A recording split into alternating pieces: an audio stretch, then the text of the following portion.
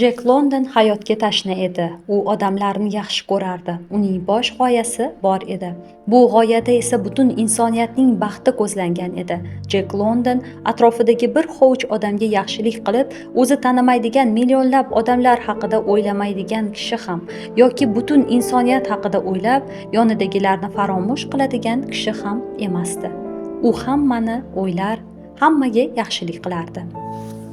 Nikohsiz tug'ilgani ham, ruhan nosog'lom onasining injiqliklari ham, esini tanib ulgurmay eng og'ir ishlarda ishlashga majbur qolgani ham hayotga, insoniyatga bo'lgan muhabbatini so'ndira olmagandi. Jek London uzoq yillar bir uy qurdiradi. Topgan pulining katta qismini shu uyga sarflaydi. Undagi har bir mixni ham alohida mehr bilan tanlaydi. Amerikadagi eng go'zal uy edi u. Uy nihoyat qurib bitkaziladi, yashashga tayyor holga keladi. Ertasiga ko'chib o'taman deb turganida uyni yoqib yuborishadi.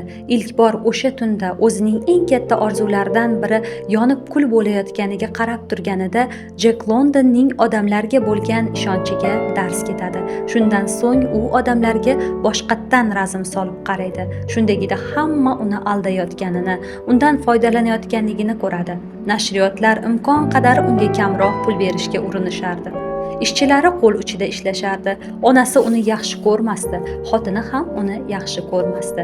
Faqat opasi Eliza va Osiyodan kelgan xizmatkorigina uni beg'araz yaxshi ko'rardi. Jek London o'z davrining eng mashhuri edi. Uning uyi doim mehmonlarga liq to'la bo'lardi. Yaqinlari, do'stlari ko'p edi, biroq shunga qaramay yolg'izligini kech tushundi. Uning butun dunyoga yetadigan muhabbati bor edi, biroq bunga arziydigan kishi yo'q edi. Jek, sen dunyoning eng yolg'iz insonisan deganda opasi Eliza qalbing izlaganini sira topa olmadi. Jek Londonning ham Martin Eden kabi hayotga, insoniyatga bo'lgan muhabbati birdan so'ndi. Hech nimaga hafsalasi qolmadi, yoza olmay qoldi. Yozganlari ham ruhsiz edi va bir kuni tongda uni og'ir ahvolda topishdi. Bir kecha oldin bloknotida zaharning qay darajasi insonni o'ldirishini hisob-kitob qilgandi. Jek London taslim bo'lmagandi, u shunchaki hammasidan charchagandi. Endi yashash nari tursin, qo'lini qimirlatishga ham arzirli sabab topa olmay qolgandi. Hayotga intilmagan odam esa o'limga intiladi.